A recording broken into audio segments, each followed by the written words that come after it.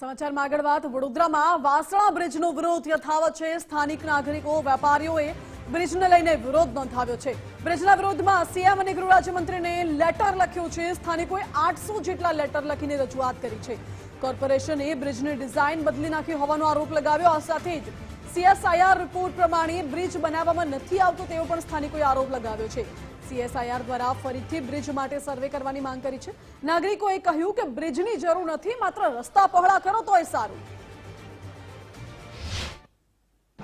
આ રોડમાં બ્રિજની જરૂર જ નથી, સૌથી પહેલી વાત એટલે અમે વિરોધ કરી રહ્યા છીએ કે આટલો નાનો રોડ છે ને એના પર તમારે 793 મીટરનો બ્રિજ બનાવો છો ખાલી એક 4 રસ્તા ક્રોસ કરાવવા માટે।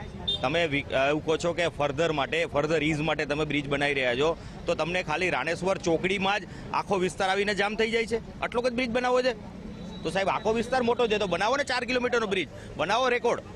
કેમ તમે આટલા લોકોને જ હેરાન કરવા માટે જ આ બ્રિજ બનાવી રહ્યા છો? પ્રેક્ટિકલી જરૂર નથી। દબાણો રસ્તાના દૂર કરો તો આ બ્રિજની કોઈ જરૂરત જ નથી। એમાં એક સર્વે એવો પણ છે કે 68% ખાલી 2 વ્હીલર છે, 68% 2 વ્હીલર છે। 4 વ્હીલરનો જે રેશિયો છે એ નોટ મોર દેન 22%, એટલે 22%થી પણ ઓછા 4 વ્હીલ વાહનો છે। તો ટ્રાફિક 2 વ્હીલમાં ક્યાં થયો છે આજ દુનિયા સુધી? આટલું માંડવી આટલું મોટું છે, આટલા 2 વ્હીલ્સ અંદર જાય છે, કયા દિવસે ટ્રાફિક થયો છે? અને ડેવલપમેન્ટના નામ પર તમારે આ જ કરવું હોય તો આ તો મજાક થઈ રહ્યો છે। ઓપરેટર બી સાથે હોય છે, અમારી સાથે એમએલએ પણ અમારી સાથે જ છે, એ બધાને ખબર છે, છતાં પણ કેમ કોઈની માગણી સ્વીકારવામાં આવતી નથી એ જ ખબર નથી પડતી કે કોના ફાયદા માટે આ બ્રિજ બનાવવામાં આવી રહ્યો છે।